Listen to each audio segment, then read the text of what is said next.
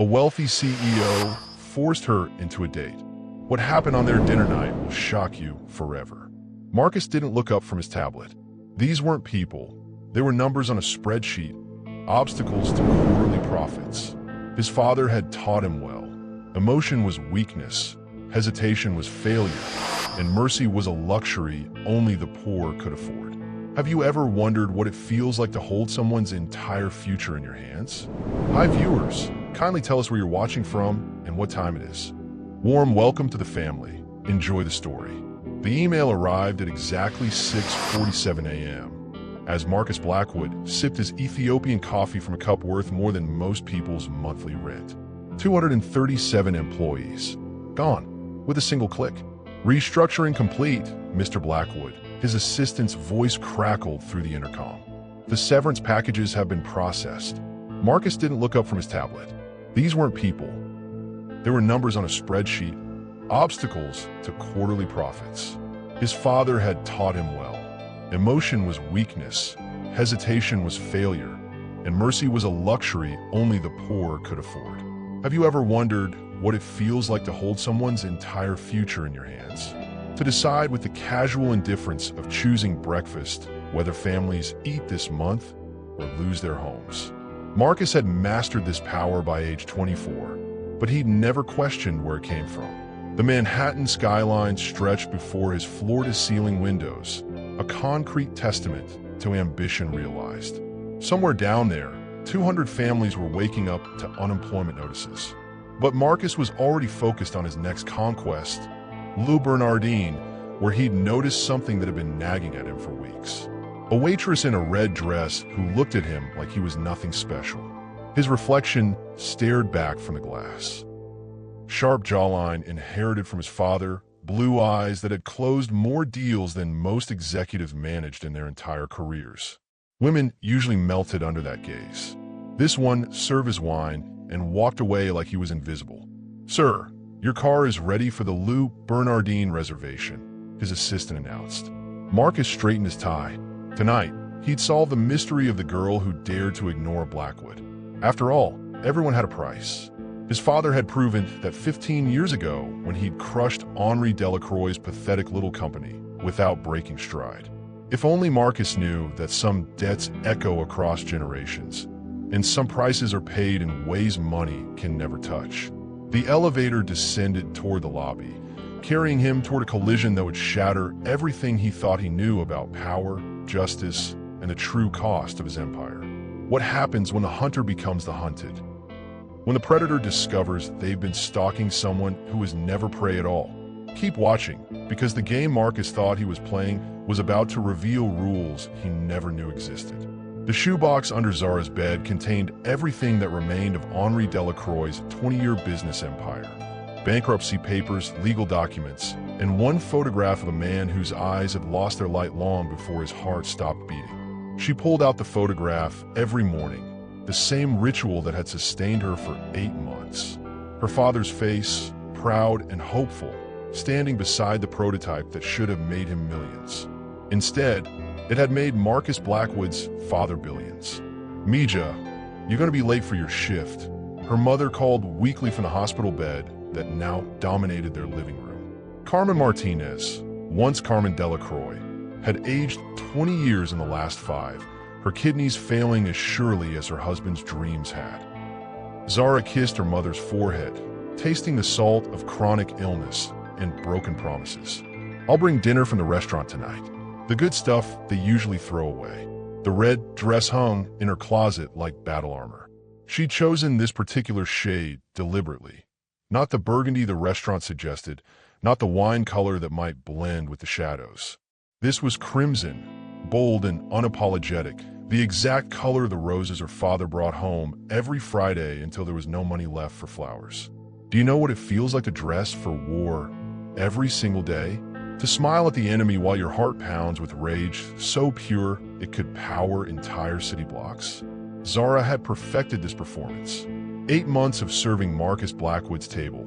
8 months of watching him laugh and negotiate and destroy lies with the same casual ease her father had once used to design circuit boards. Every conversation she'd memorized. Every phone call she'd recorded. every document she'd photographed when he stepped away from his table. The recording device fit perfectly in her bra, smaller than a lipstick tube, but powerful enough to capture whispered conversations about hostile takeovers, about companies ripe for destruction, about families who would never see it coming, just like hers never had. Her phone buzzed with a text from her second job. "Can you cover the 3 a.m. shift at the diner?" Maria called in sick.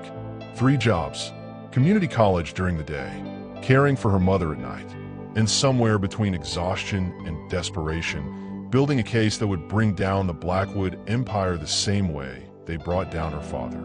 The subway ride to Manhattan gave her 30 minutes to transform from grieving daughter to accomplished actress.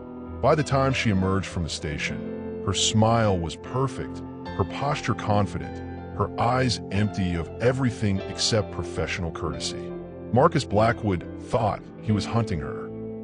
But predators rarely recognize when they've wandered into another hunter's territory, when the prey they've been stalking has been studying them far longer than they'd ever imagined. Tonight felt different, electric, like the moment before lightning strikes, when the air itself holds its breath. How far would you go to honor the dead? How much of yourself would you sacrifice to balance scales that have been tipped by greed and cruelty? Zara adjusted her red dress and walked toward Lou Bernardin, carrying her father's memory like a loaded weapon. The war was about to begin, but Marcus Blackwood had no idea the battlefield had already been chosen. Fate has a twisted sense of humor. Sometimes it dangles 2 people in the same orbit for hours, close enough to breathe the same air, never quite close enough to collide. The morning started in a Starbucks on 47th Street. Marcus stood at the pickup counter, scrolling through emails that would reshape 3 companies before lunch. 2 feet away, Zara waited for her coffee, her phone recording his conversation about acquiring a family-owned electronics firm. "The old man won't sell," Marcus said into his Bluetooth headset. "Find out what his daughter cares about. Everyone breaks eventually." Zara's hand trembled as she reached for her latte.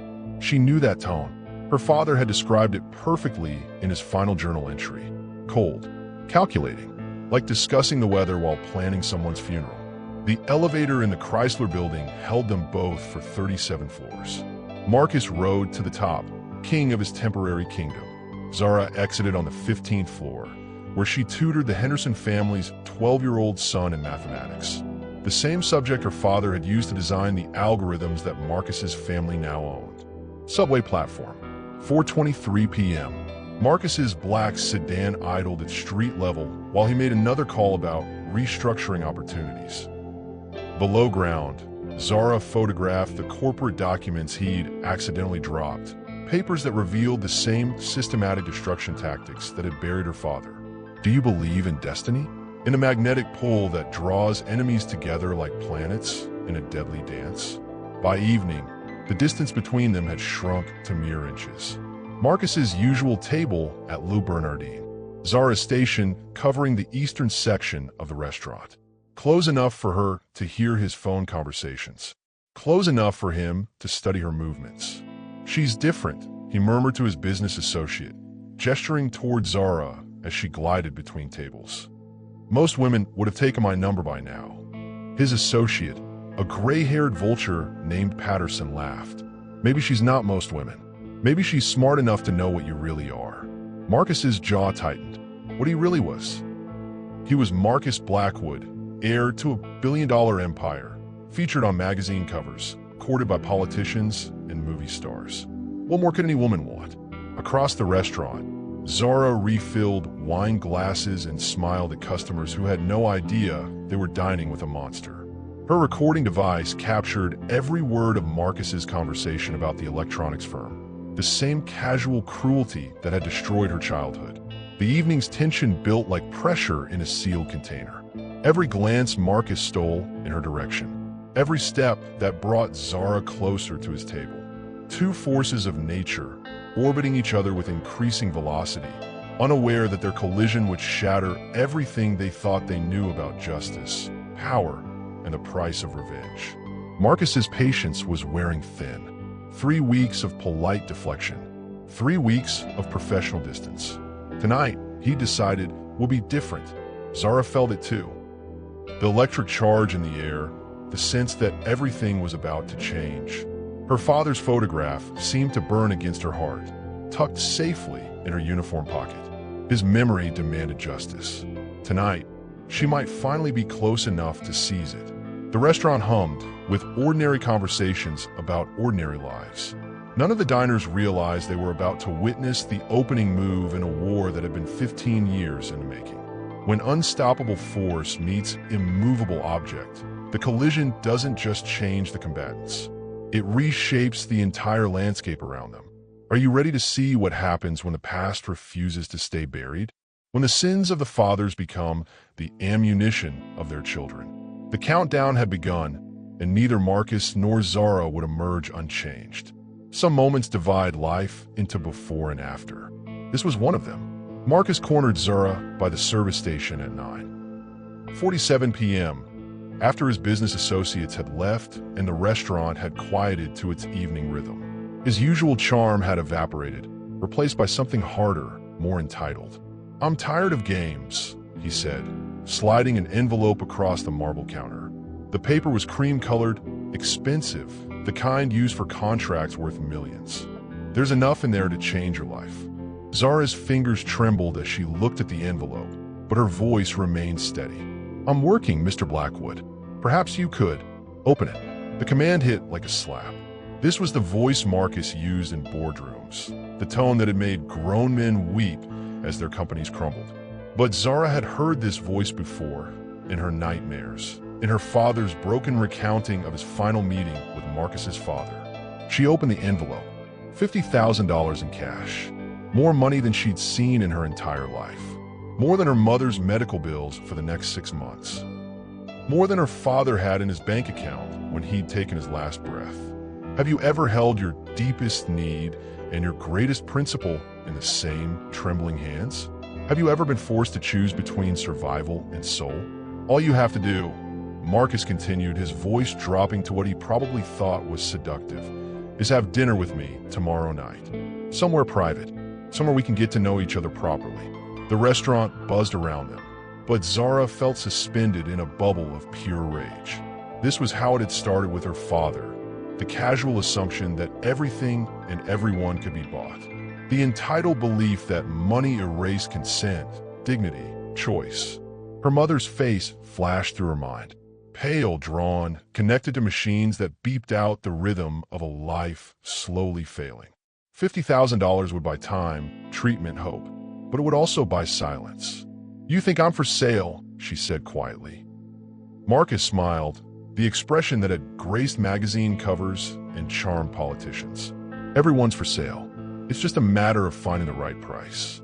Those words, the exact words his father had used 15 years ago, according to the legal documents hidden in her shoebox. The same philosophy that had convinced Marcus Blackwood Sr. that Henri Delacroix's patents, his company, his life's work could be acquired through intimidation and financial pressure. Zara picked up the envelope, feeling its weight. $50,000. Her father's annual salary in his final year, before the lawsuits and the bankruptcy and the slow destruction of everything he'd built. "Some things," she said, pushing the envelope back across the counter, "aren't for sale." Marcus's face went through a transformation that was beautiful and terrible to witness. Confusion first. No one had ever refused him. Then irritation, as if she'd broken some fundamental rule of the universe. Finally, something darker. Entitlement curdling into anger. "Do you have any idea who I am?" he demanded. Oh, she knew exactly who he was. The son of the man who had stolen her father's patents and claimed them as original Blackwood innovations. The heir to an empire built on her family's ruin. The living embodiment of everything that had destroyed her childhood. But he had no idea who she was. "You're a customer," she said with perfect professional courtesy. "And I'm a waitress who's not interested in your offer. Will there be anything else this evening?" The silence stretched between them like a taut wire. Other staff members had begun to notice, sensing the tension that crackled around Marcus's usual table. Zara could feel their eyes, their curiosity, their concern. Marcus stood slowly, his height and presence designed to intimidate. In boardrooms, this move had preceded the destruction of entire companies. But Zara didn't step back. She'd been intimidated by experts.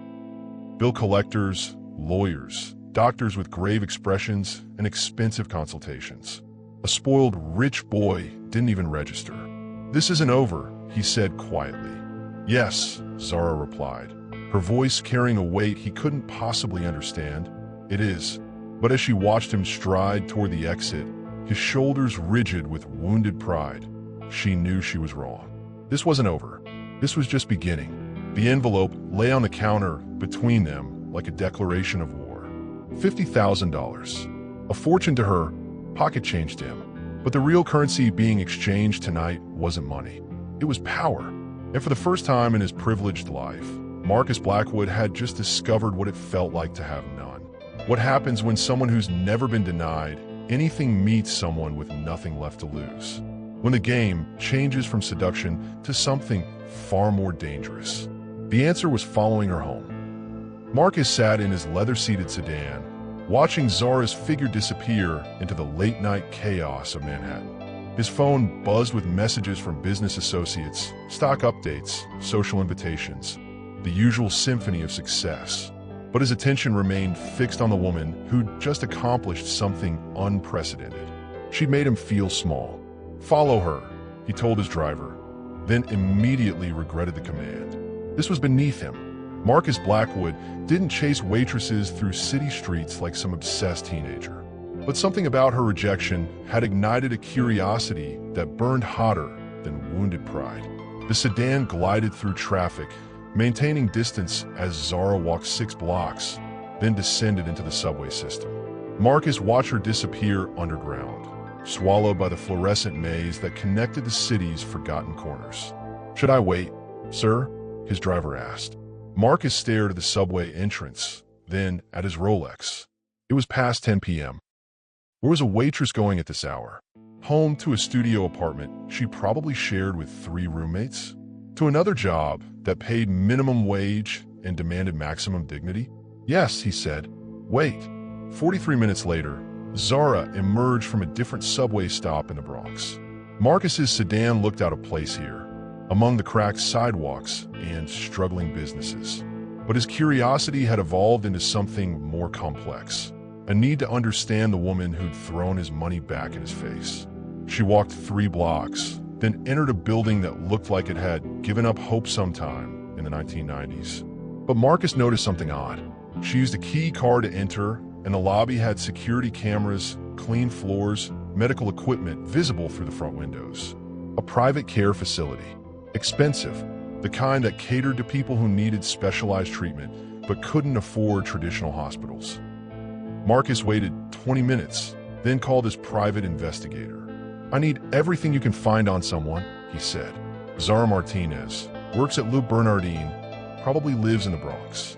I want financial records, family history, everything. How quickly do you need this?"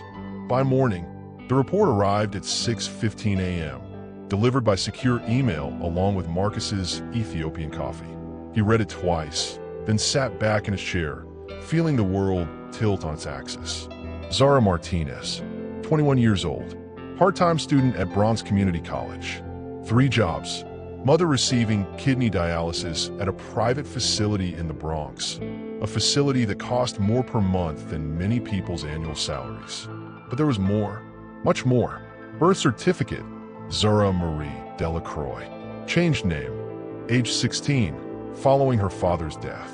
Father, Henri Delacroix, former CEO of Delacroix Electronics. Marcus's coffee cup slipped from his fingers, shattering against the marble floor of his penthouse office. The sound echoed like a gunshot, but it was nothing compared to the noise in his head as 15-year-old memories came flooding back. Henri Delacroix, the man who tried to compete with Blackwood Industries. The man who developed revolutionary battery technology that threatened to make Marcus's father's company obsolete. The man who'd been systematically destroyed through legal challenges, corporate espionage, and financial warfare. The man who'd committed suicide rather than watch his family lose everything. Marcus's hands shook as he scrolled through the investigator's report. Delacroix's patents had been acquired by Blackwood Industries for pennies on the dollar during the bankruptcy proceedings. Those same patents now generated over $1 billion annually for Marcus's company. His phone buzzed with his father's ringtone. Marcus stared at the device, unable to process the cosmic joke that was his life. The woman he'd been trying to seduce, the waitress who'd rejected his money, the mystery that had been driving him crazy for weeks. She was the daughter of the man his family had destroyed. The daughter of the man whose suicide had funded Marcus's entire lifestyle. The red dress, the professional distance, the way she looked at him like he was something distasteful that had crawled out from under a rock. It wasn't indifference, it was recognition. She knew exactly who he was, and she'd been watching him, studying him, serving his table while he laughed and made deals and lived his charmed life, completely oblivious to the fact that he was sitting across from his father's greatest victim. Marcus's reflection stared back from his office windows, but he no longer recognized the man looking back. The confident smile had vanished. The entitled ease had evaporated. For the first time in his adult life, he felt something that money couldn't fix and power couldn't overcome. Guilt. Raw, burning, inescapable guilt. Do you know what it feels like to discover that your entire life is built on someone else's grave? That every luxury you've enjoyed was paid for with another family's destruction? His phone continued buzzing. His father's name on the display. The man who'd taught him that victory justified any tactics, that success excused any collateral damage. The man who'd never mentioned that one of his victories had left a 6-year-old girl fatherless. Marcus finally answered the phone, but his voice sounded foreign to his own ears. "Hello, Dad. Marcus, how did the restaurant go last night? Did you finally close the deal with that waitress?" The deal, as if Zara were just another acquisition, another conquest to be negotiated and acquired. As if she weren't the daughter of the man whose death had paid for the phone Marcus was holding. "It's complicated," Marcus managed. His father laughed, the sound that had once meant safety and approval. Now it sounded like breaking glass. "Nothing's complicated, son. Everyone has a price. You just have to find the right currency." The line went dead, leaving Marcus alone with the weight of inherited sins and the devastating realization that the woman he'd been trying to buy had been planning something far more sophisticated than seduction. She'd been planning justice. And Marcus Blackwood, heir to an empire built on her family's bones, was about to learn that some debts compound interest across generations. The game had changed entirely. The hunter had discovered he was prey, and the prey had been stalking him far longer than he'd ever imagined. What happens next when the sins of the father become the weapons of the daughter? When the past refuses to stay buried and the reckoning comes dressed in crimson. The war was about to begin, but the battlefield had already been chosen 15 years ago. The recording device tucked against Zara's ribs had captured something extraordinary the night before. The sound of Marcus Blackwood's voice cracking when she'd refused his money. But that moment of vulnerability had been replaced by something far more dangerous: recognition. She'd seen it in his eyes during those final seconds at the restaurant. The shift from confusion to calculation. The way his gaze had sharpened, like a predator suddenly realizing the mouse had teeth. He knew, or at least he suspected. Zara's phone buzzed at 3 a.m. with a text from the hospital. "Your mother's numbers are dropping. We need to discuss treatment options." Treatment options. Medical code for how much money do you have and how much is your mother's life worth. The irony wasn't lost on her. Marcus Blackwood had offered her $50,000 for one dinner. Her mother needed exactly $53,000 for the experimental treatment that might save her kidneys. $3,000, less than Marcus probably spent on shoes, stood between her mother and a chance at life. But taking his money would mean abandoning her father's memory. It would mean letting the Blackwood family buy their way out of justice, the same way they'd bought their way out of consequences 15 years ago. Zara dressed in darkness, her movements automatic after months of pre-dawn shifts. The red dress hung in her closet like a flag of surrender she refused to raise. Today, she wore black, funeral attire for the death of her old plan. Because everything had changed. Do you know what it's like to hold two impossible choices in your hands? To choose between honoring the dead and saving the living? To realize that justice and mercy are sometimes mutually exclusive? The morning newspapers carried a story that made her blood freeze. Blackwood Industries announces acquisition of MedTech Solutions, the small biotech company that had been developing affordable kidney treatments. Gone, absorbed into Marcus's empire overnight. This wasn't coincidence. This was strategy. Marcus had learned who she was, and now he was systematically removing her options. The treatment her mother needed, suddenly unavailable. The clinical trial that had accepted her application, mysteriously closed. The medical loans she'd been approved for, abruptly withdrawn. But if Marcus thought financial pressure would break her the way it had broken her father, he'd miscalculated. Henri Delacroix had been a gentleman, an inventor who believed in patents and proper procedures. His daughter had been raised in a harsher school. Zara's phone contained 17 recorded conversations from Marcus's business dinners. Her laptop held photographs of documents that revealed systematic tax evasion, illegal market manipulation, and bribery schemes that reached into city government. She'd been building a case for months, but now she had something more powerful than evidence. She had a target who'd made it personal. The coffee shop across from Blackwood Industries headquarters buzzed with morning commuters who had no idea they were witnessing the calm before a corporate hurricane. Zara sat by the window, laptop open, typing with the focused intensity of someone writing a declaration of war. Her finger hovered over the send button. One click would deliver her evidence to the FBI, the SEC, and every major news outlet in the city. Marcus Blackwood would wake up tomorrow to find his empire crumbling and his freedom measured in hours before arraignment. But revenge was a dish best served with maximum impact. She closed the laptop and walked toward the Blackwood Industries building, her father's photograph pressed against her heart like armor. The security guard recognized her. She'd been delivering catering samples to the executive floor for weeks, always with a smile, always with perfect timing. "Good morning, Ms. Martinez," he said, waving her through the metal detector. "Mr. Blackwood's expecting you?" "He's always expecting me," she replied, which was true in ways the guard couldn't imagine. The elevator rose 43 floors, carrying her toward the penthouse office where Marcus Blackwood sat surrounded by the luxury her father's death had purchased. But today, she wasn't coming as a servant or a supplicant. Today, she was coming as a reckoning. The elevator doors opened to reveal Marcus's assistant, a nervous woman who'd probably never questioned where her salary came from or what crimes funded her benefits package. "I'm sorry, but Mr. Blackwood isn't seeing anyone without an appointment. Tell him Zara Delacroix is here," she said, using her real name for the first time in 5 years. "Tell him I've come to discuss my father's patents." The assistant's face went pale. Even she knew that name, had probably filed the legal documents that transferred Henri Delacroix's life work to Blackwood Industries for the price of outstanding debts. Through the glass walls of Marcus's office, Zara could see him on the phone, his back to the door. He was probably discussing the MedTech acquisition, celebrating another successful destruction of something that might have helped people, just like her father's company. Just like every innovation that threatened Blackwood Industries' stranglehold on their market. The assistant returned, her voice barely above a whisper. "He'll see you now." Marcus turned as she entered, and Zara felt a jolt of satisfaction at the uncertainty in his eyes.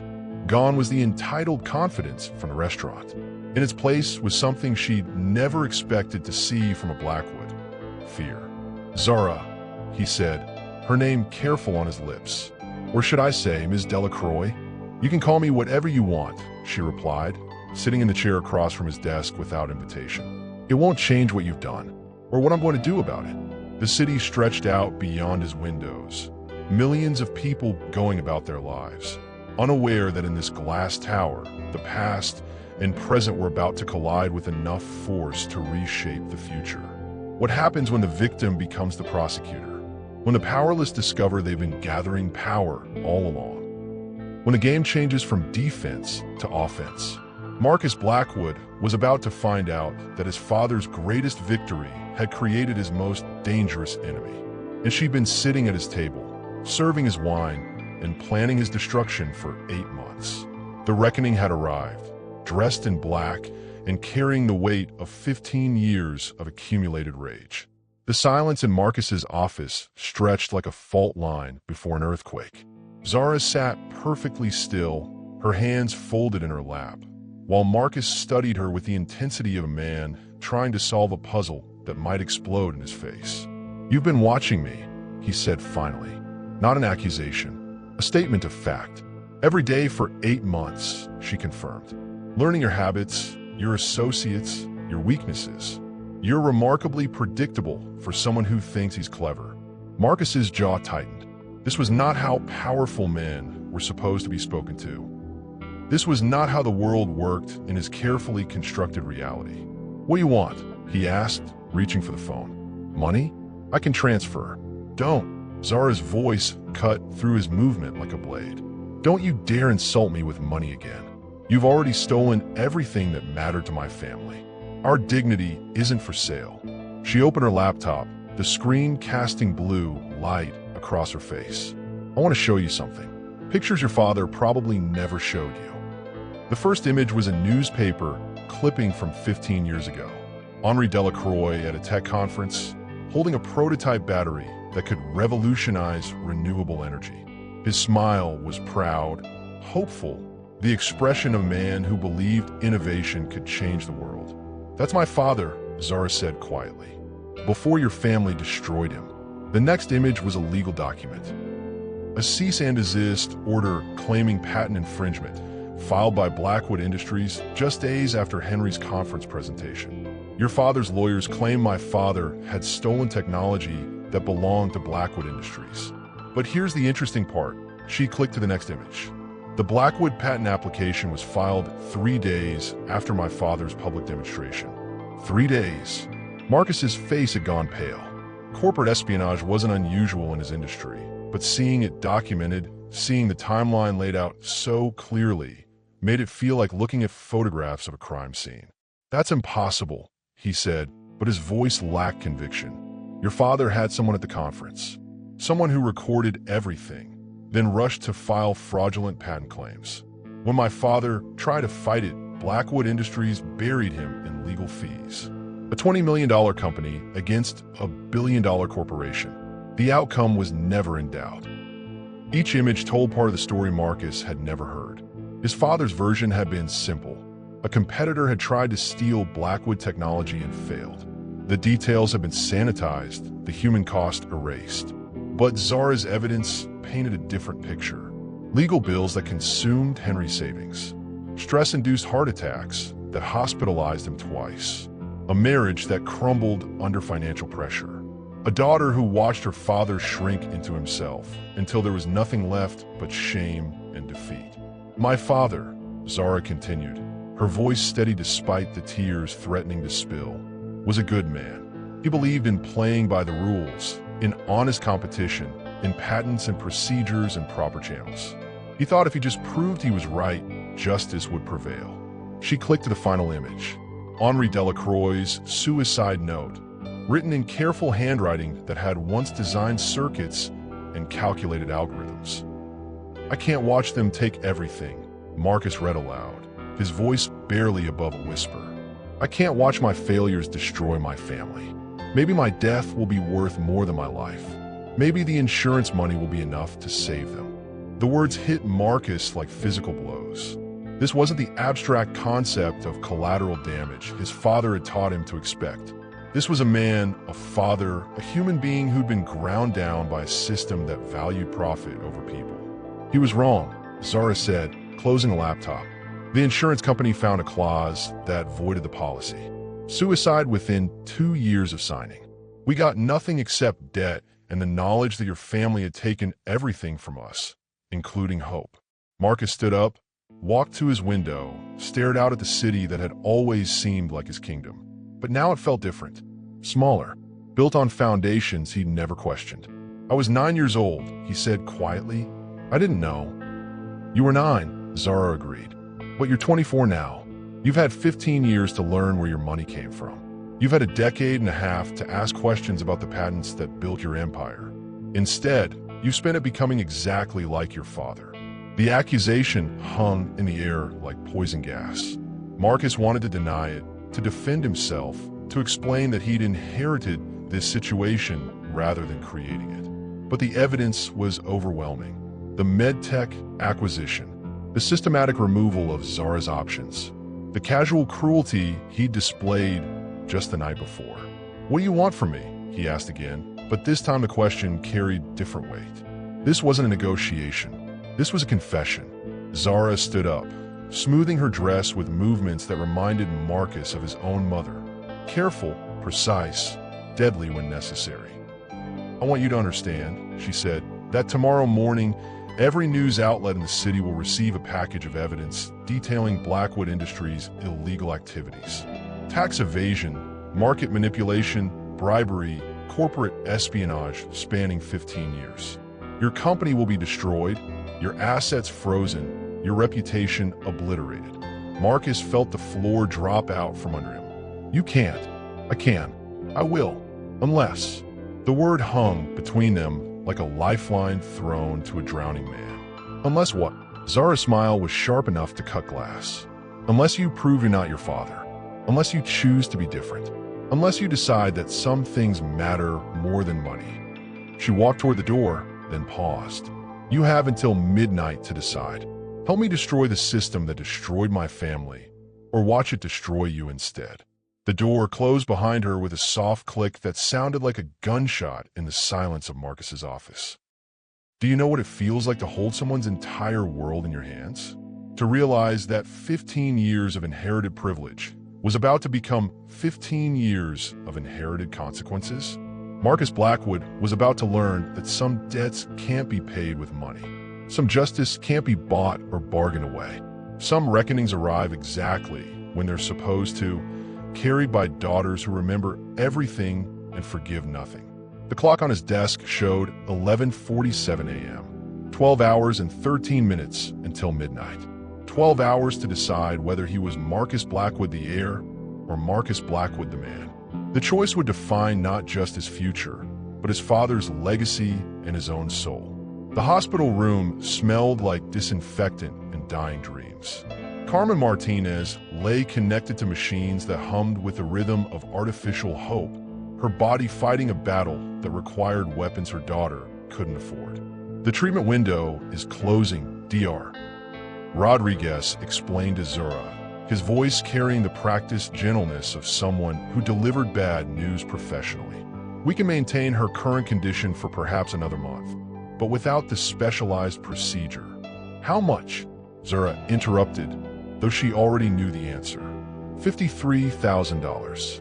The insurance company has classified it as experimental, which means we're on our own. Zara stared at her mother's face, peaceful in medicated sleep, unaware that her daughter was choosing between justice and love. "I understand." She didn't understand. She understood nothing about how the world could be so cruel that a daughter had to choose between honoring her father's memory and saving her mother's life. She understood nothing about how $53,000 could be pocket change to someone like Marcus Blackwood and the difference between life and death to someone like her. What she understood was that time was running out. The taxi ride from the hospital to her apartment gave her exactly 17 minutes to process the impossible mathematics of her situation. Marcus Blackwood had 12 hours to decide whether to help her destroy his father's legacy. Her mother had 30 days before her kidneys failed completely. The evidence that could topple the Blackwood empire sat on her laptop, ready to be sent with a single keystroke. But destroying Marcus wouldn't save her mother. Revenge was a luxury she could no longer afford. Her phone buzzed with a text from an unknown number. "I know what you're going through. We should talk. Marcus." Somehow he'd gotten her personal number, probably the same way he'd gotten everything else, through money and connections and the kind of power that made privacy optional for people like her. She deleted the message without responding. The apartment she shared with her mother felt hollow without Carmen's presence. Medical equipment dominated the living room like monuments to expense they couldn't afford. The kitchen table was buried under insurance forms, denial letters, and medical bills that might as well have been written in a foreign language. Zara opened her laptop, the screen illuminating her father's photograph propped against the wall. Henri Delacroix's eyes seemed to watch her, waiting for the justice she'd promised him every morning for 8 months. The cursor hovered over the send button. One click would deliver her evidence to the FBI, the SEC, and every major news outlet in the country. Marcus Blackwood would wake up tomorrow to find his empire crumbling and his freedom measured in hours. But her mother would still die. The apartment door opened, and Zara's heart stopped. She'd locked it, deadbolted, chained it. Nobody should have been able to. "Don't be afraid," Marcus said, stepping into her living room like he owned it. "I'm not here to hurt you." "How did you?" Zara's hand moved toward her phone, but Marcus held up both hands in a gesture of surrender.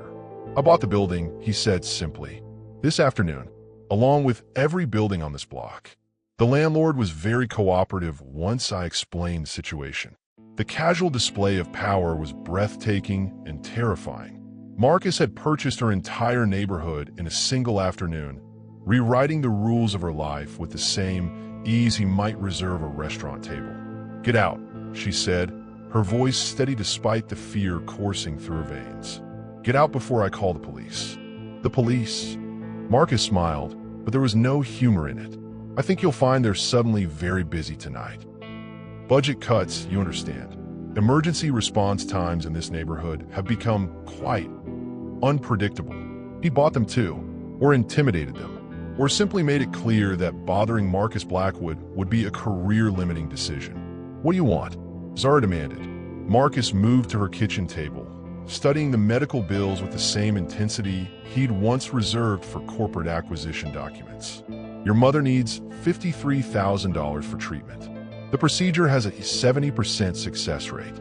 Without it, she has maybe 4 weeks. I know the numbers. I could transfer the money right now. Full payment, no questions asked. Your mother could start treatment tomorrow." Zara's breath caught. In exchange for what? The evidence. All of it. Every recording, every photograph, every document.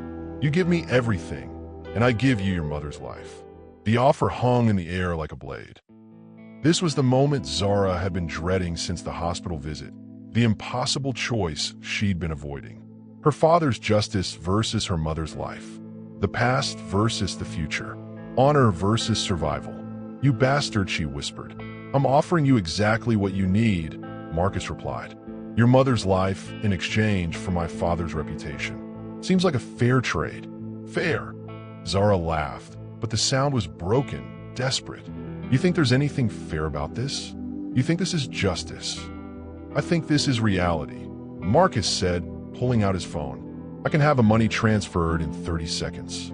Your mother can have the treatment she needs. All you have to do is say yes." Zara stared at the screen of her laptop, at the evidence that represented 8 months of planning, investigation, and sacrifice. 8 months of wearing her father's memory like armor, of serving Marcus's table while building his destruction. Her mother was dying. Her father was already dead. The living mattered more than the dead, didn't they? Love mattered more than justice, didn't it? "I need time to think," she said. "You have until midnight," Marcus replied, walking toward the door. "Same deadline, different choice. Save your mother or destroy my family. But you can't do both." He paused at the threshold. "For what it's worth, I'm sorry about your father. But I can't bring him back. I can only save your mother." The door closed behind him, leaving Zara alone with the weight of an impossible decision. Outside her window, the city hummed with the lives of people who had never been forced to choose between love and justice, between the living and the dead. Her phone showed 6:43 p.m., 5 hours and 17 minutes until midnight. 5 hours to decide whether she was her father's daughter or her mother's. The laptop screen reflected her face, distorted and uncertain. Her father's photograph watched from the wall, patient and expectant. What would you choose? The chance to right an old wrong, or the chance to prevent a new one? The honor of the dead, or the hope of the living? Some choices don't have right answers. Some decisions destroy you no matter which path you take. Zara Delacroix was about to learn that the cruelest traps are the ones that offer you exactly what you need at the cost of everything you believe. The call came at 11:47 p.m., 13 minutes before Zara's deadline. Her mother's voice, weak but urgent, crackling through the hospital phone. "Mija, there's someone here to see me. He says he knows you." Zara's blood turned to ice. "Don't talk to him, Mama. Don't sign anything. Don't accept anything." "He's not asking for anything," Carmen interrupted. "He's just sitting here talking about your father, about how he used to bring me roses every Friday." The phone went dead. Zara stared at the device, her mind racing through possibilities, none of them good. Marcus had gone to the hospital. Marcus was sitting with her dying mother, weaponizing her weakest moment, using her final hours as leverage. The taxi ride to the hospital took forever and no time at all. Zara burst through the doors of the cardiac wing, her heels clicking against linoleum that had witnessed too many final conversations. Room 314, her mother's room. The door was ajar, and through the gap, she could see Marcus Blackwood, heir to $1 billion empire, destroyer of companies, crusher of dreams, holding her mother's hand and crying. Not the calculated tears of a manipulator. Real tears. Ugly, broken, human tears. "Your daughter," Carmen was saying, her voice barely above a whisper. "She's a good girl. She works so hard. 3 jobs, can you believe it? All to take care of her old mother. She's remarkable," Marcus replied, his voice thick with emotion. "She's everything I'm not. Strong, principled, willing to sacrifice everything for the people she loves." Zara pushed open the door, her anger ready to explode, but the words died in her throat. Marcus looked up at her with eyes that held no calculation, no strategy, no manipulation. Just raw, devastating guilt. "I've been paying her medical bills," he said quietly, "for the past 6 months. Anonymous donations through the hospital foundation. I thought if I could just help without her knowing." "You what?" Zara's voice cracked. Carmen squeezed Marcus's hand with what little strength she had left. "This young man has been very kind to us, Mija. Very generous. He didn't want credit, didn't want thanks. Just wanted to help." The room tilted. Everything Zara thought she knew about Marcus Blackwood, every assumption she'd built her revenge upon, crumbled like a house of cards in an earthquake. "Why?" she demanded. Marcus stood up, but he didn't let go of her mother's hand. "Because 6 months ago, I found out who you were, and I started having nightmares about your father. About what my family did to him, about how you must have felt watching him die while we lived in luxury built on his bones." He pulled out his phone, showed her a bank statement. Regular transfers to the hospital, each one labeled H. Delacroix Memorial Fund. Hundreds of thousands of dollars, more money than Zara had ever seen, flowing quietly to keep her mother alive.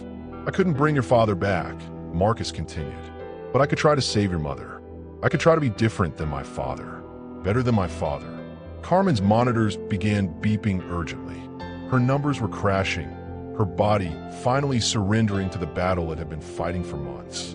Nurses rushed in, but they moved with the practiced efficiency of people who knew they were delaying the inevitable rather than preventing it. "The treatment," Zara said desperately. "She needs the treatment. You said you could. It's already approved," Marcus said, pulling out his phone. "I authorized it this afternoon. Full payment, best doctor's private room. Everything she needs. But I didn't agree to your terms. I didn't give you the evidence." Marcus looked at her with an expression she'd never seen before. Not the entitled confidence of the restaurant. Not the calculated charm of the businessman. Something softer. Something broken.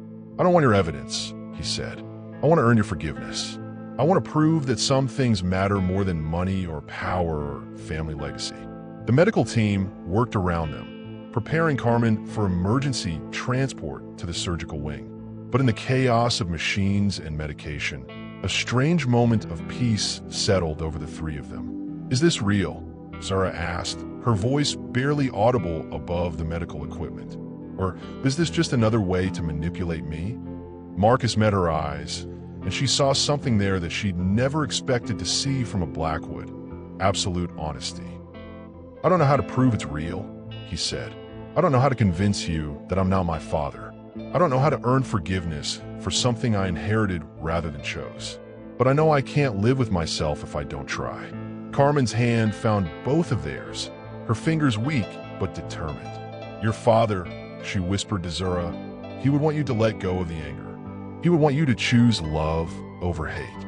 Then, to Marcus, your father made mistakes, but you don't have to repeat them. You can choose to be different. The transport team arrived to take Carmen to surgery.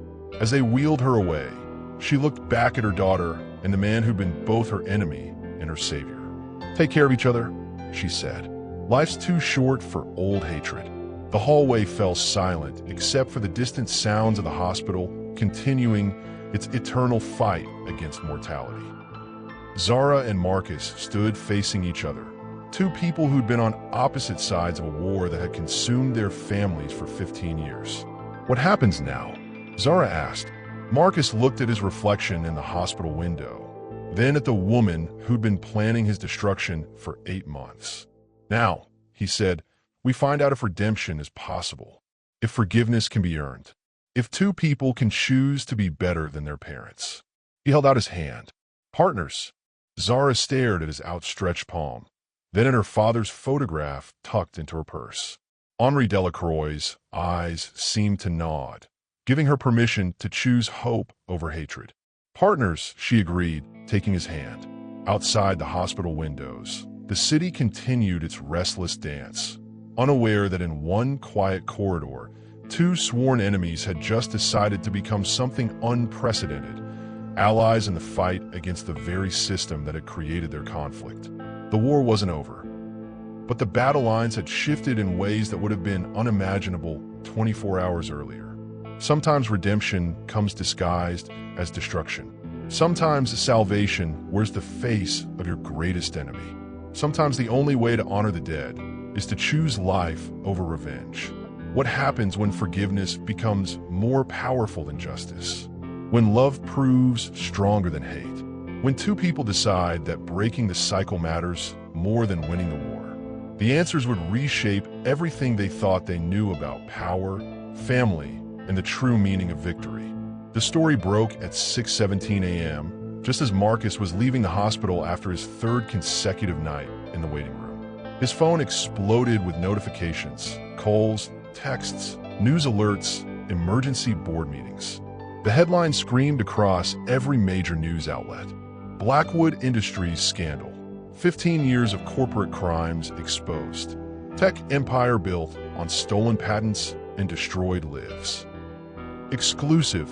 The Delacroix files reveal systematic corporate espionage.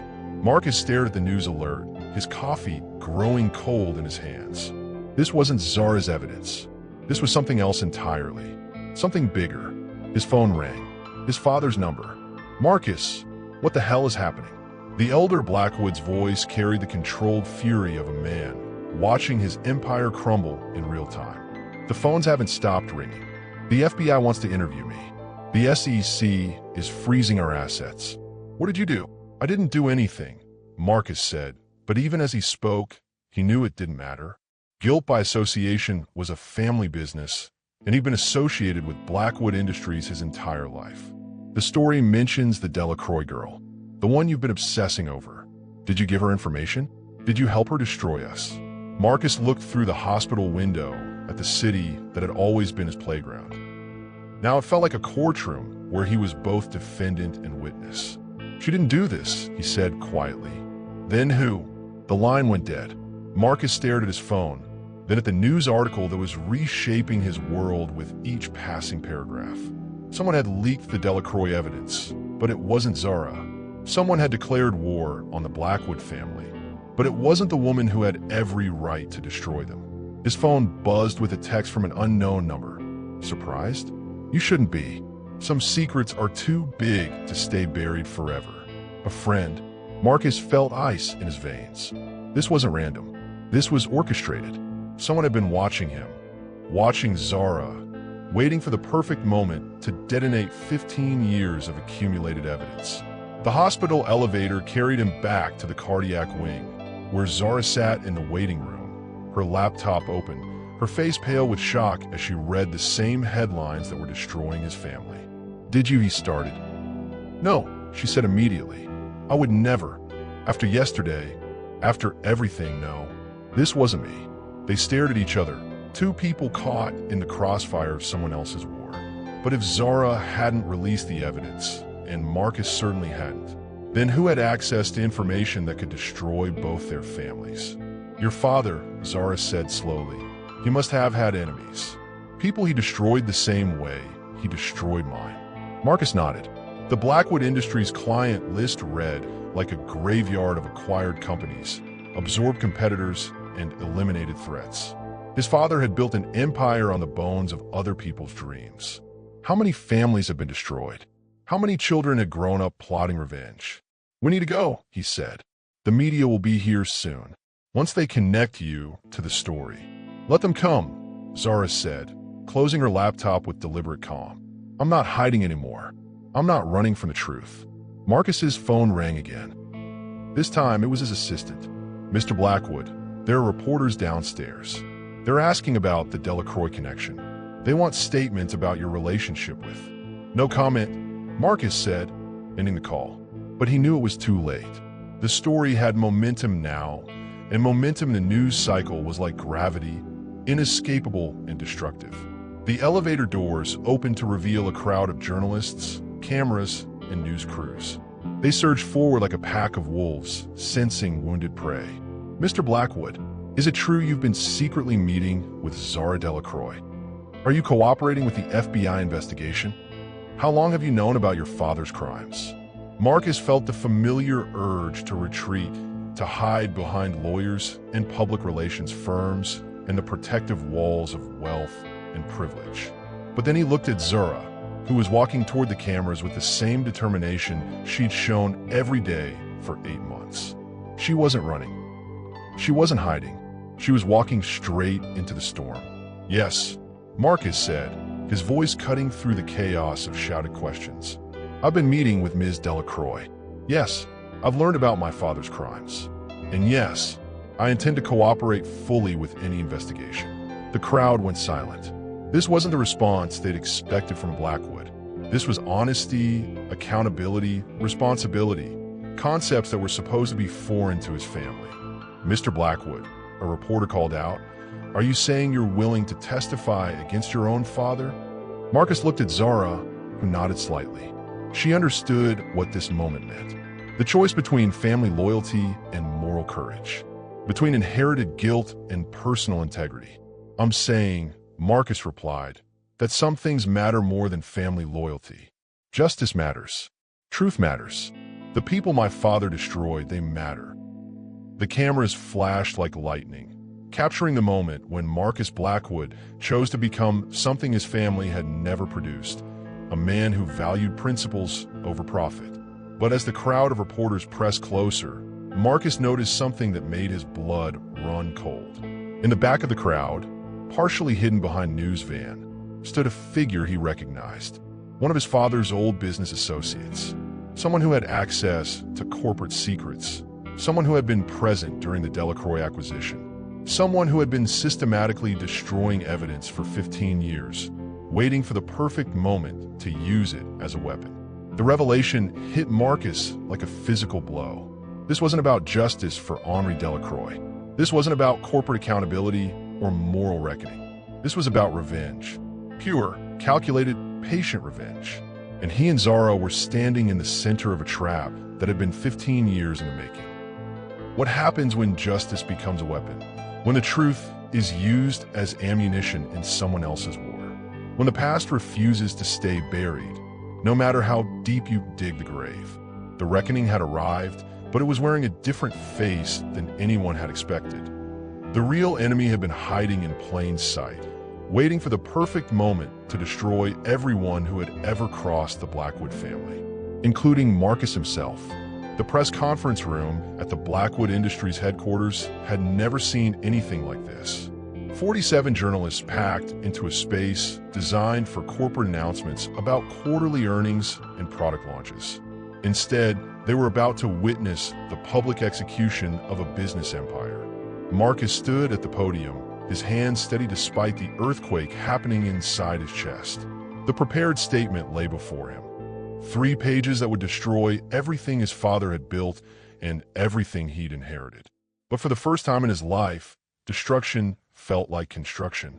Ladies and gentlemen, he began, his voice carrying the authority that had once commanded boardrooms and now would command accountability.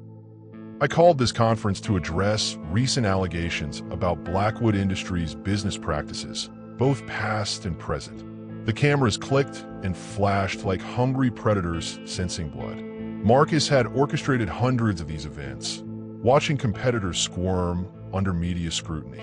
Now he understood what drowning in spotlights felt like. 15 years ago, my father systematically destroyed Delacroix Electronics through corporate espionage, patent theft, and financial manipulation. Henri Delacroix, a brilliant inventor and devoted father, took his own life rather than watch his family lose everything to our illegal tactics. The room erupted. Journalists shouted questions, cameras swiveled, phones buzzed with breaking news alerts. Marcus waited for the chaos to settle, knowing that each second of silence was another nail in his corporate coffin. Have you ever watched someone choose truth over comfort? Watch someone burn down their entire world because living in it had become impossible? I've spent the past month investigating these crimes, Marcus continued, with the help of evidence gathered by Henri Delacroix's daughter, Zura. Her courage in exposing our corruption deserves recognition, not the harassment she's endured from our supporters. In her Bronx apartment, Zara sat beside her mother's hospital bed, watching the press conference on her phone. Carmen squeezed her daughter's hand, tears streaming down both their faces. This wasn't the revenge Zara had planned. This was something bigger, more terrifying, more hopeful. Effective immediately, Marcus announced, "I'm resigning from all positions at Blackwood Industries. The board of directors will be replaced. All patents acquired through illegal means will be returned to their rightful owners or their estates. We're establishing a victim compensation fund worth $2 billion. The financial reporters in the audience started calculating stock prices in real time. Blackwood Industries' value was hemorrhaging by the second. Shareholders would lose fortunes. Employees would lose jobs. The corporate ecosystem that had fed on Marcus's empire would collapse. But Marcus felt lighter than he had since childhood. I cannot undo my father's crimes or resurrect the people our greed has destroyed. But I can ensure that Blackwood Industries' future profits serve justice instead of perpetuating theft." A reporter shouted from a back, "Mr. Blackwood, are you admitting to criminal activity? Should shareholders expect criminal charges?" Marcus looked directly into the camera, speaking to an audience far beyond this room. Speaking to Zara, to her mother, to his father watching from his own office across town, to every victim of corporate predation who'd never received justice. "I'm admitting to inherited complicity in crimes that funded my entire lifestyle. If prosecutors want to file charges, they'll find my full cooperation. Some things matter more than stock prices." His phone had been buzzing throughout the conference. His father, his lawyers, his board members, everyone who'd built careers on the foundation of other people's destruction. He turned it off, cutting the strings that had controlled him since birth. Do you know what freedom sounds like?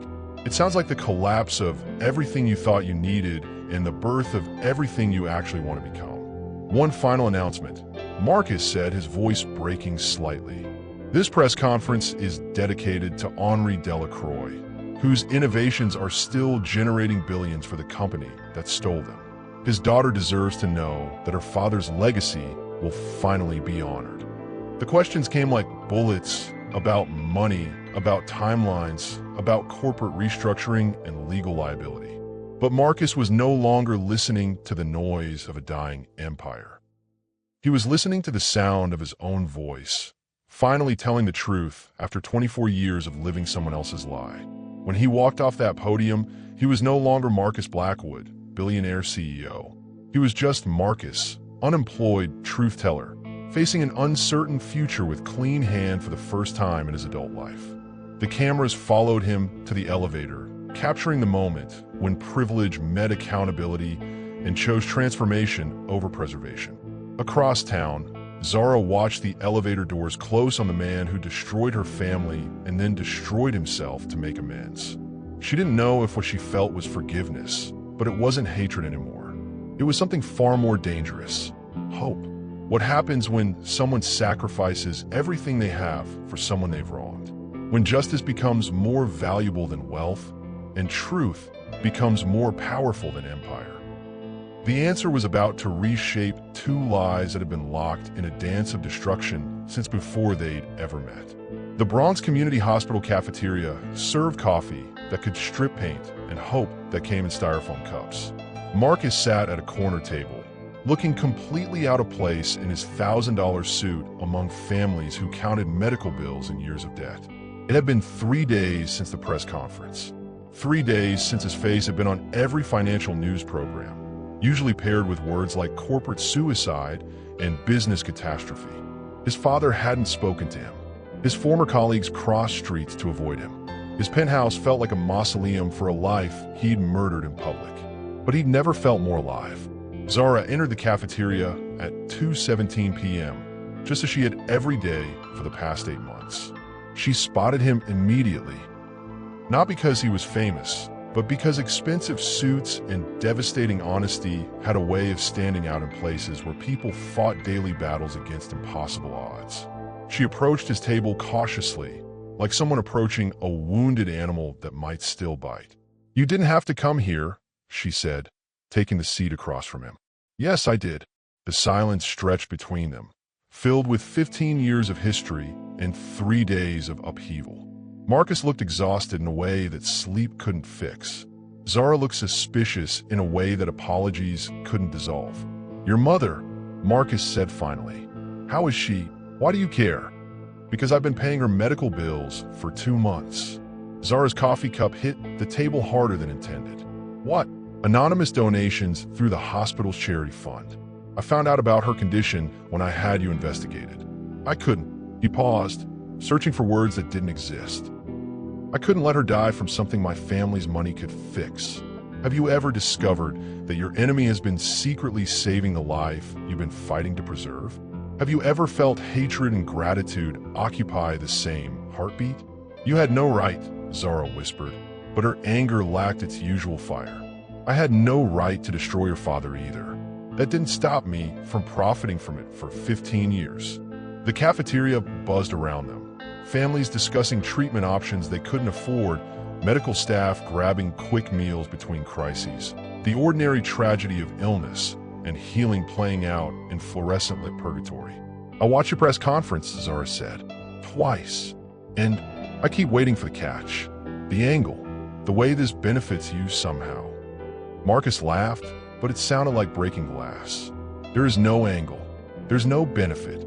I couldn't live with it anymore. Knowing what I knew. Being who I was. So you destroyed everything. Everything that was built on lies, yes."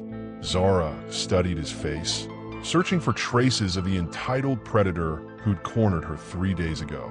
But that man was gone, replaced by someone hollowed out and rebuilt from scratch. The transformation was disturbing and beautiful and completely inexplicable. "My mother wants to meet you," she said quietly. "I don't think that's." "She says anyone brave enough to tell the truth deserves the chance to hear it." They walked to Carmen's room in silence, passing families who recognized Marcus from the news but were too absorbed in their own crises to care about corporate drama. Wealth and poverty existed in parallel universes until illness forced them to share the same hospitals, the same fears, the same desperate hope for tomorrow.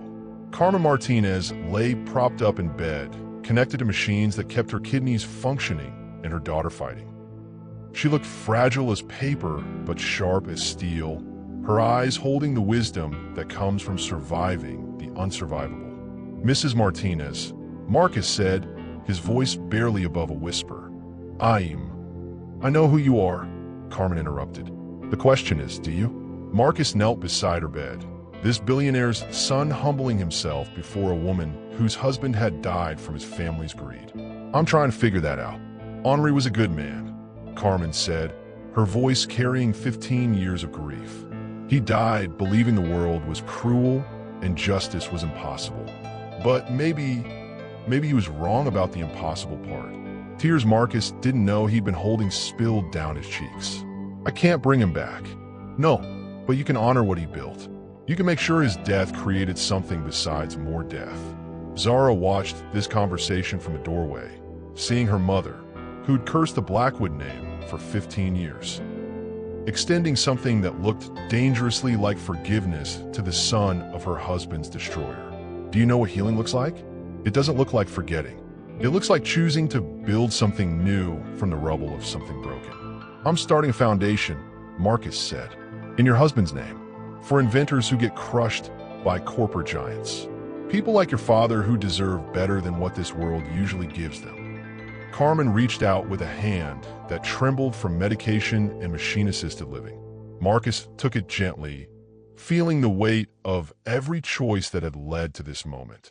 Henri would have liked that, she whispered. He always said good ideas should outlive the people who have them. When they left the hospital an hour later, Marcus and Zara walked in different silence. Not the electric tension of enemies, but the careful quiet of people learning to trust each other with truths too heavy for casual conversation.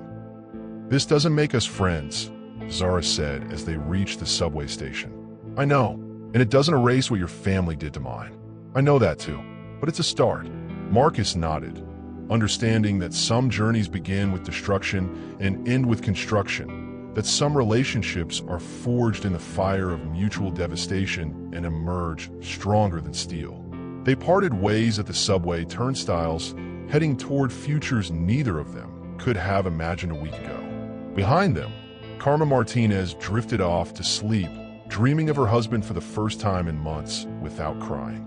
Some wounds heal by being acknowledged. Some debts are paid not with money, but with truth. And some enemies become allies not through forgiveness, but through the shared commitment to ensure that the past mistakes don't become the future's tragedies. What happens when hatred transforms into hope? When justice becomes less about punishment and more about prevention? The answer was being built one difficult conversation at a time. 3 weeks after the press conference, Marcus learned what rock bottom actually looked like. It wasn't losing his fortune, that was just money. It wasn't the media circus, that was just noise. Rock bottom was his father's phone call at 6 a.m., delivered in the cold voice that had once meant approval and now meant war. The board has made their decision, Marcus Sr. said without preamble. We're fighting your little confession. Corporate raiders are circling, and I won't let 50 years of work disappear because you developed a conscience. Marcus sat up in his bed, no longer the penthouse master suite, but a modest apartment in Brooklyn that cost more per month than most people made, but felt like poverty compared to his former life. Dad, we already announced. We're claiming you suffered a mental breakdown. Corporate stress. The lawyers have found precedent. We can invalidate everything you said, keep the patents, and have you declared incompetent to make corporate decisions. The coffee maker gurgled to life in Marcus's tiny kitchen, the sound harsh in the morning silence.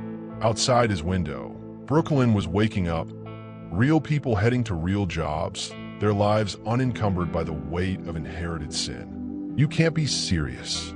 Dead serious. I've filed the necessary paperwork.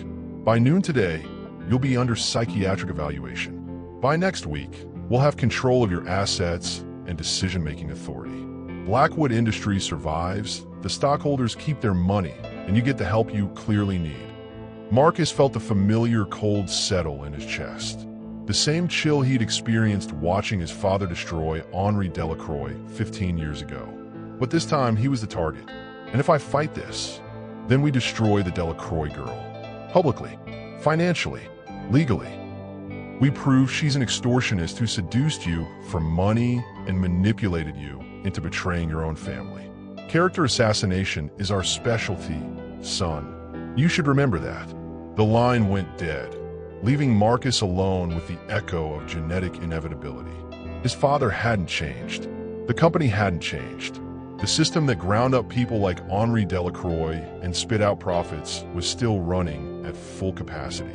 Have you ever been forced to choose between saving yourself and protecting someone who has every reason to hate you? Have you ever discovered that your worst enemy has become the person you die to defend? Marcus's phone buzzed with a text from Zara. Are you seeing the news? He turned on the television to find his face staring back from every major news network. Billionaire's son declared mentally incompetent scrolled across CNN. Corporate confession attributed to breakdown dominated Fox Business. His father's lawyers were already giving interviews, painting Marcus as a troubled young man who'd cracked under pressure. But worse were the stories about Zara. Someone had leaked her real name, her mother's medical bills, her secret recordings. The narrative was being crafted in real time. Seductive gold digger manipulates mentally unstable heir into destroying his own company. Marcus's doorbell rang at 8:43 a.m. Zara stood in his hallway, holding a newspaper with both their faces on the front page. She looked like she hadn't slept in days. "They're saying I drugged you," she said without entering his apartment. "That I recorded private conversations and blackmailed you into confessing to crimes that never happened. I know, your father's people called my mother's hospital. They're threatening to expose our insurance fraud if I don't recant my story publicly." Marcus felt something inside him crystallize into diamond-hard resolve. His father had made one crucial miscalculation. He'd threatened the woman whose mother was alive because Marcus had secretly been paying for her treatment. The woman who'd shown him what integrity looked like when it cost everything. The woman he'd come to care about more than his own survival. "Pack a bag," Marcus said. "What?" "Pack a bag. We're going public. Together. Before they can spin this any further." Zara stepped back, suspicion flaring in her eyes. This is exactly what they'd expect. You and me, united against the world. It plays right into their narrative. Good. Let them think they're winning. Marcus disappeared into his bedroom, emerging with a laptop and a file folder thick with documents. His movements had the focused intensity of someone who'd finally found a battle worth losing everything for. "What are you planning?" Zara demanded. "I'm planning to prove that some things matter more than money or family loyalty or self-preservation. I'm planning to burn down the last bridge I have left." He opened the laptop, revealing a video file labeled Insurance Policy. The timestamp showed it had been created the night before his press conference. 3 hours of my father describing exactly how he destroyed your father's company. Every illegal tactic, every bribed official, every stolen patent. I recorded him during what he thought was a celebration dinner. Zara's eyes widened. He confessed. He bragged. He was so proud of what he'd accomplished. He wanted to share the details with his son and heir. He had no idea I was planning to develop ethics. Do you know what true power looks like? It doesn't look like money or influence or the ability to destroy your enemies. True power looks like choosing to sacrifice everything you have to protect someone who never asked for your protection. Marcus uploaded the video to every major news platform simultaneously, then sent copies to federal prosecutors, the SEC, and the FBI. His father's voice filled the apartment, casual and confident, describing crimes that would send him to prison for the rest of his life. "This will destroy your family," Zara whispered. "My family destroyed itself 15 years ago. I'm just cleaning up the mess." By noon, Marcus Blackwood Sr. was in federal custody. By evening, Blackwood Industries stock had been suspended from trading. By midnight, Marcus Jr. was officially unemployed, effectively disowned, and completely free for the first time in his life. He sat in his Brooklyn apartment, watching his former world collapse on live television, and felt something he'd never experienced before: peace. Zara sat beside him on his secondhand couch, both of them too exhausted for conversation. They'd chosen truth over comfort, justice over security, each other over everything else they'd ever known. Outside, Brooklyn hummed with the ordinary lives of ordinary people who went to bed each night without the weight of corporate empires or inherited guilt pressing down on their chests. "What happens now?" Zara asked. Marcus looked at her, this woman who'd taught him that some prices were too high to pay and some principles were too important to abandon, and realized he had no idea what came next. But for the first time in his life, uncertainty felt like freedom. What happens when you sacrifice everything for someone who was supposed to be your enemy? When justice becomes more valuable than empire and truth becomes more powerful than money? The answer was sitting on a second-hand couch in Brooklyn, watching the old world burn and wondering what they'd build from the ashes. The courthouse steps at 100, Center Street had witnessed 1,000 corporate scandals, but nothing quite like this. Marcus stood beside Zara at the microphones, facing a sea of reporters who'd been covering his family's downfall for 6 weeks. His father was inside the building, awaiting arraignment on federal charges that would keep him in prison until he died. The son had come to deliver the final eulogy for an empire built on other people's graves. "Thank you all for coming," Marcus began, his voice carrying the quiet authority of someone who'd lost everything and found something more valuable in the wreckage. "I want to address the allegations against Ms. Delacroix and set the record straight about my family's crimes. 6 weeks ago, he'd worn suits that cost more than most people's cars. Today, he wore jeans and a simple button-down shirt, the uniform of someone who discovered that respect couldn't be purchased. Beside him, Zara had traded her red waitress dress for a navy blazer, looking like the college graduate she'd finally become with the scholarship fund Marcus had established. Zara Delacroix didn't seduce me, manipulate me, or blackmail me into confessing," Marcus continued. "She did something far more dangerous. She showed me what justice looked like when it wore a red dress and refused to be bought." The reporters shouted questions, but Marcus raised his hand for silence. This wasn't a press conference. It was a confession, a love letter, and a declaration of war against everything his name had represented. "For 15 years, I lived off money that was stolen from her father. I ate meals paid for by patents we'd acquired through corporate terrorism. I slept in a penthouse built on Henri Delacroix's grave, and I never once asked where the blood in my trust fund had come from. Have you ever watched someone publicly execute their own legacy? Have you ever seen someone choose humiliation over complicity, truth over comfort, love over everything they've been taught to value?" Zara stepped forward, her voice clear and strong. Marcus Blackwood could have taken his father's deal. He could have been declared mentally incompetent, kept his money, and watched me be destroyed by his family's lawyers. Instead, he chose to sacrifice everything he had to protect someone who'd spent months planning his downfall. The chemistry between them was obvious to everyone watching. Not the artificial heat of media manufactured romance, but the deep gravity of two people who'd been through fire together and emerged fused at the molecular level. "I came to New York planning revenge," Zara continued. "I wanted to watch the Blackwood empire burn, but I never planned on meeting someone who'd light the match himself, rather than let innocent people get hurt by the flames." A reporter shouted from the crowd, "Are you two romantically involved?"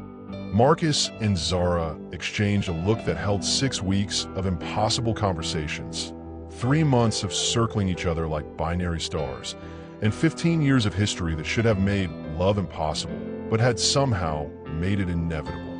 "We're two people," Marcus said, "who discovered that sometimes the enemy of your enemy is the person you fall in love with, even when that enemy is yourself."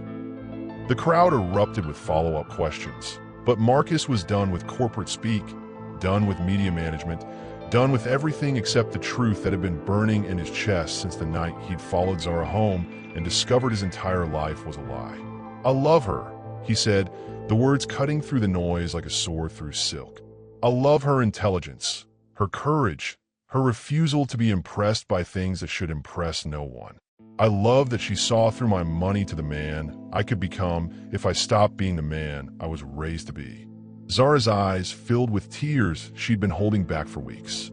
This wasn't how she'd planned to fall in love, with the son of her father's destroyer, in front of cameras that would broadcast their confession to millions of strangers.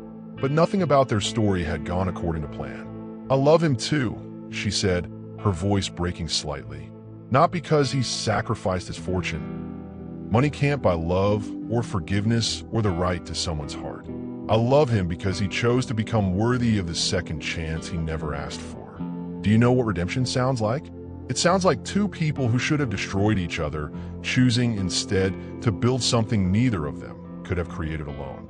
Marcus reached for Zara's hand, and she took it without hesitation.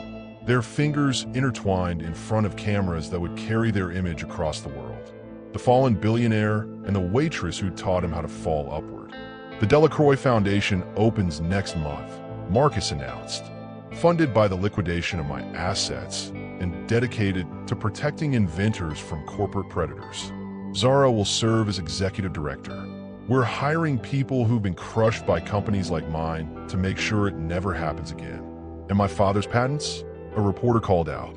Returned to the Delacroix estate this morning, Zara replied. Along with 15 years of profits they should have generated. Money can't resurrect the dead, but it can honor their memory.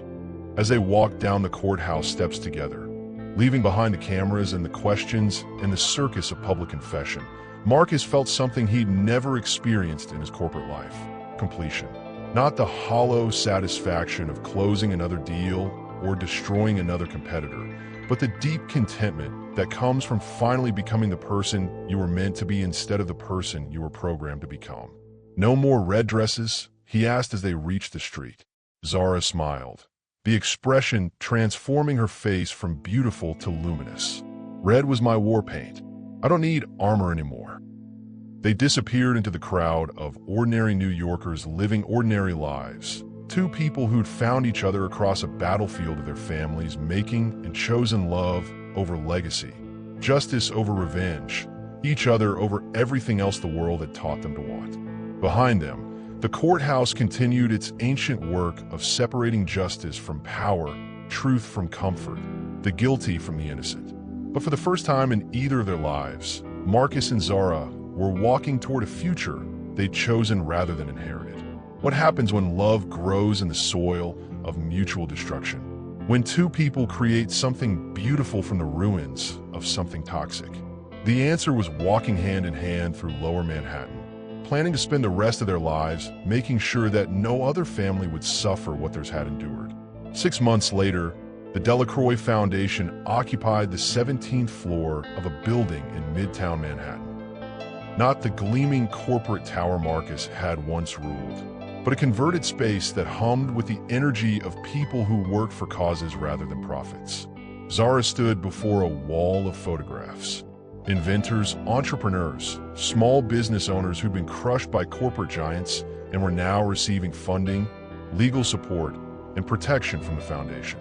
Her father's picture held the place of honor in the center, but he was no longer alone. The Peterson family called this morning, she told Marcus as he entered her office with 2 cups of coffee and the easy smile of a man who discovered that purpose was more intoxicating than power. Their solar panel patents are officially returned. The settlement check cleared yesterday. Marcus set down the coffee and studied the wall of photographs. Each face represented a family that had been given a second chance, a story that ended with justice instead of bankruptcy, a future that looked different because 2 people had chosen to transform their mutual destruction into collective healing. 12 families this month, he said. 43 since we opened. And the legislative package passes committee next week. Senator Williams thinks we'll have full congressional support by Christmas. The Blackwood Protection Act, named with deliberate irony, would make corporate patent theft a federal crime with mandatory prison sentences.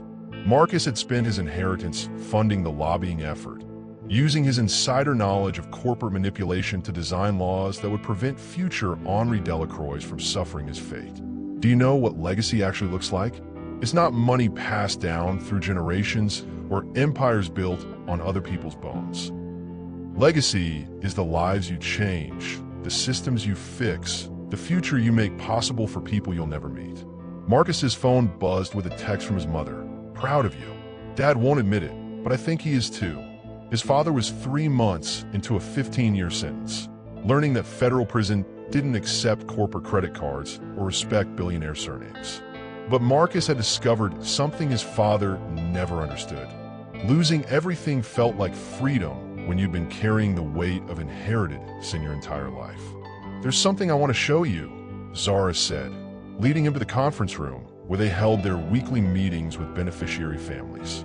On the table lay a framed patent application, dated 15 years ago, signed in Henri Delacroix's careful handwriting. Beside it was a newer document, the incorporation paper for Delacroix Electronics, LLC, re-established with Zara as CEO and Marcus as Chief Technology Officer. I thought we could finish what he started, Zara said quietly. Build the company he dreamed of, but do it right this time. Marcus stared at the documents, understanding that this was more than a business proposal. This was resurrection, redemption, and revolution wrapped in legal paperwork and bound with the kind of love that transforms curses into blessings. "Are you asking me to be your business partner?" he asked. "I'm asking you to help me prove that my father's vision was worth dying for, and that your father's methods were worth abandoning everything to reject." He signed the papers without hesitation, his signature joining hers on a future they built from the ashes of their family's war.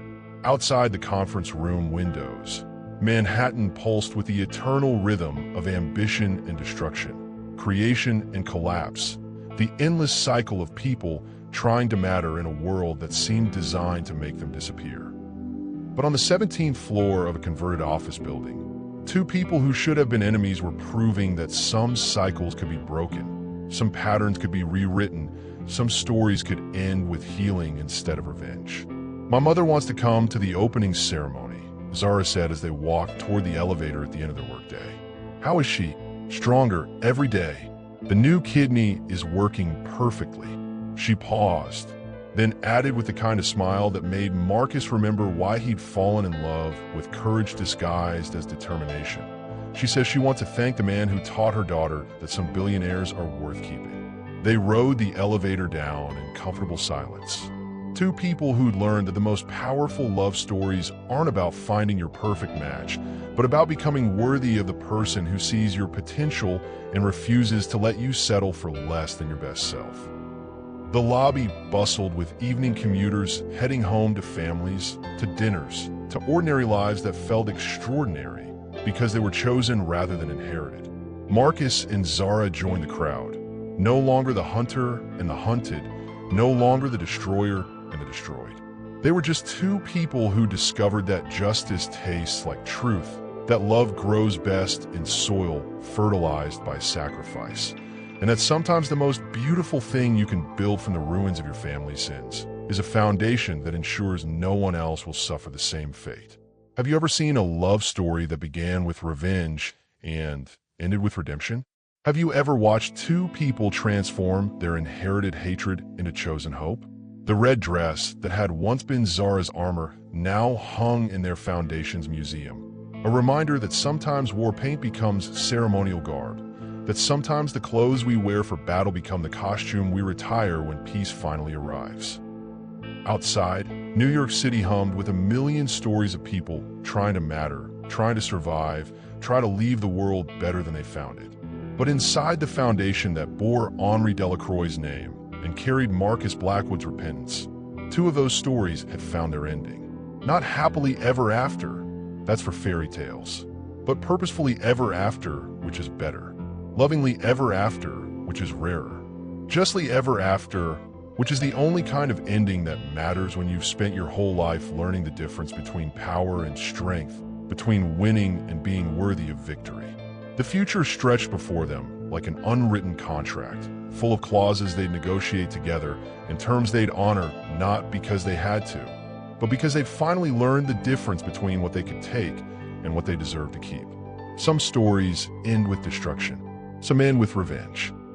The best ones end with two people who choose each other and choose justice and choose to spend their lives making sure that love wins more often than money, that truth defeats power more often than power defeats truth.